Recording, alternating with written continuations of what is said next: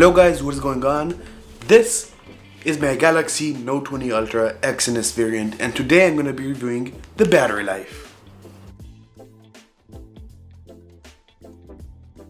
So it's not going to be a full review. That I'm going to leave for my big YouTuber friends that you're going to watch their video over mine anyway. So I'm going to be focusing mainly on the battery life. But to summarize this phone in a few words, I love this phone. It's a great phone.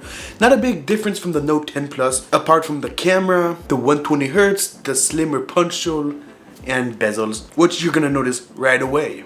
Now, Exynos, I never really complained about it that much until now. This is the Exynos 990, and it sucked ass on the S20 series. It was so bad. I had the S20 Ultra Exynos. It was so bad in terms of battery life. But does it perform the same on the Note 20 series? Let's find out.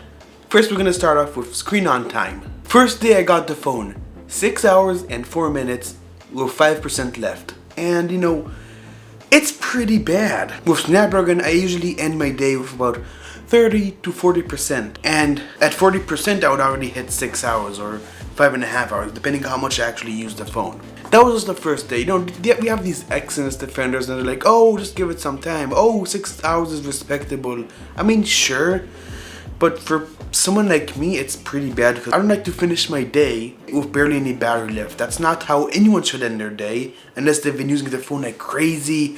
But it's been like 2 days since they charged the phone, you know. Second day, the screen on time was 5 hours and 22 minutes with 12% left, and that is also very bad. The third day I didn't use the phone much, so I only got 3 hours and 55 minutes at 31% left, which is more or less like the other 2 days. And you want to know my battery life currently? 1 hour 48 minutes at 65% left. That's not so good.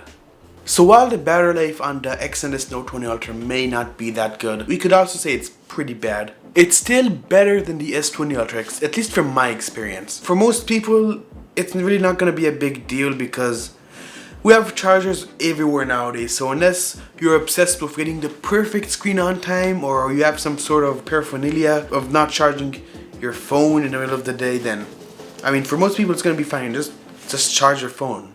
If you're concerned about performance, don't be. It's quick as hell. The phone is fast, the performance is good. Even in gaming, I've played PUBG for an hour. I didn't notice any throttling whatsoever. And I was able to play at like around 60 FPS. It stuttered a bit because of the HDR plus, but when I turned that off, I was getting a good solid 60 FPS. I think it was at least. I don't know, I'm no mobile gaming expert.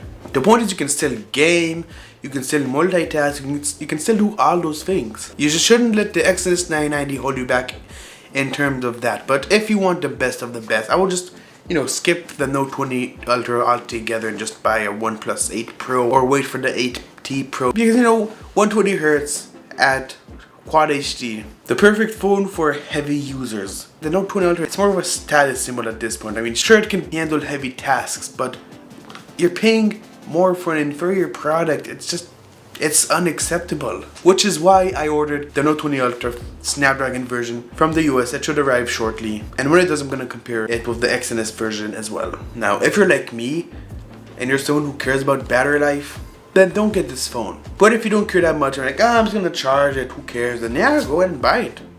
You know, go ahead and spoil yourselves, buy it. Know that there's really, it's still a great phone. I mean, don't let the Exynos 990 hold you back. That's what it wants you to do. It wants you to suffer, but don't let the chip make you suffer. I might do a Q&A video.